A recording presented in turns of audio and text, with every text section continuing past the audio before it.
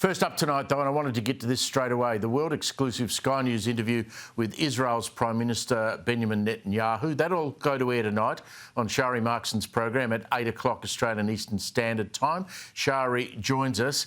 An extraordinary opportunity for you to speak directly with him. Now, we know he's doubled down on his criticism in your interview of Prime Minister Albanese. Here's what he told you. Why do you believe history will remember him as a weak politician? Well, look, I'm sure he has a reputable record as a public servant, but I think his record is forever tarnished by the weakness that he showed in the face of these Hamas terrorist monsters. You know, when the worst terrorist organization on earth, these savages who murdered women, raped them, beheaded men, burnt babies alive in front of their parents, and took hundreds of hostages. When these people congratulate the Prime Minister of Australia, you know something is wrong. Again, Sharri, congratulations, but he's absolutely 100% correct, isn't he? 100% correct. I mean, you and I have been talking for nearly 2 years now about the lack of moral clarity here in Australia. And it was from the very moment of October 7, when there were still Hamas terrorists in the kibbutz murdering Israelis when bodies weren't even cold yet. And we had the Foreign Minister Penny Wong on social media demanding restraint of Israel. Ever since that point, we've had this confusion that the Australian government doesn't know which side is the right side of history. They didn't seem to understand that Israel was under attack by terrorists. There have been endless false accusations against Israel for its conduct. This amounts to Hamas propaganda. I mean, it's been nearly 2 years of this. The foreign policy of the Australian government is nothing what it was like in the past. Australia has been a long-standing friend of Israel, bipartisan friend of Israel. We've seen a total departure from that under the Albanese government. And Netanyahu's been silent all this time. He's been dealing with protecting Israel from a war on 7 fronts, including Iran.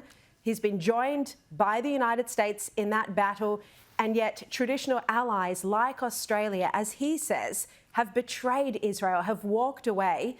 Finally, tonight, this is the first time he sits down for an interview solely focused on Australia. He addresses what's going on our shores, the anti-Semitism crisis.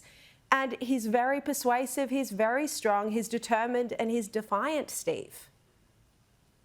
Extraordinary. You know, you sat down with him last night. The interview will play out tonight. You know, he walks away from talking to you, and again, congratulations on getting the interview. And then he's back in the war room, you know, getting the troops together to make that final push into Gaza. I want to ask you make a very good point there. I mean, he's fighting a bloody war off the back of October 7, worst attack on the Jewish people since the Holocaust. But clearly, people like France's Macron and our own Prime Minister, he really wants to make the point that they don't get it. And they don't get it.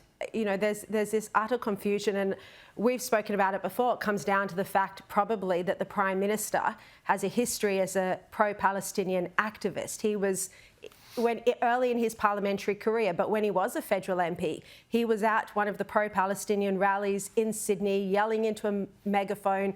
We unearthed and played that footage. So this is the person who's now the Prime Minister of our country at a time when Israel came under significant attack, as you say, the worst loss of life in a single day since the Holocaust of Jewish life. He doesn't get it, and Netanyahu points that out. I mean, Australia is not important to Israel in a sense, but he can see, he calls it a tsunami of anti-Semitism. He can see, he knows what we've been dealing with here. He can see how the foreign policy platform of Australia has changed. He's highly critical. And Steve, he draws this comparison throughout the interview to European leaders in the 1930s and how they were appeasing the Nazi movement. He talks about the Munich Agreement of 1938 and how, Europe was happy to cede Czechoslovakian land in order to try and appease Hitler, but in fact, it just ended up leading to World War II. So he draws this comparison to how now you've got these left-leaning Western leaders who are again seem to be appeasing the extremist movement, not taking action when there is clearly terrorist sympathies and supporters on our streets. We've spoken often about the lack of police action, the lack of law enforcement. The laws are there, they're not being enforced. No, not at all. They've been pathetic. You had another exclusive this week. You obtained that letter that Netanyahu sent to the Prime Minister about his actions around the recognition of Palestine and Albanese's reaction. That disappointed you clearly. It's clearly disappointed Netanyahu. And you ask him in the interview what needs to be done to repair relations between Australia, a great friend of Israel's, and here was his reply. What will it take to restore the friendship between Israel and Australia? There's been a great underlying friendship there for over a century. I think it's been gone astray because I think leaders did not show the strength and conviction that they should have when we're fighting. Actually, we're fighting the war of Western civilization against these barbarians. Sharri, as a very proud Australian Jewish woman, are those relationships, do you think, ever going to be able to be repaired?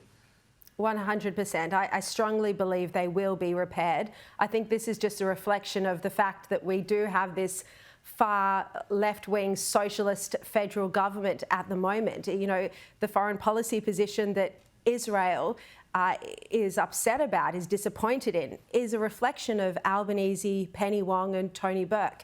If there is another government that once again stands side by side with Israel, that doesn't abandon Israel in its darkest hour when it's under existential attack, then I strongly believe the relationship will be as strong as it ever was.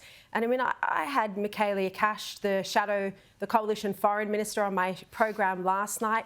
She couldn't have been stronger, and I have no doubt that under a coalition government, if there is someone like Michaelia Cash or James Paterson or Dave Sharma as the foreign minister, the relationship will be strong again. Netanyahu, spoke about the Battle of Beersheba over 100 years ago, and the relationship, the ties between Israel and Australia were forged on the battlefield.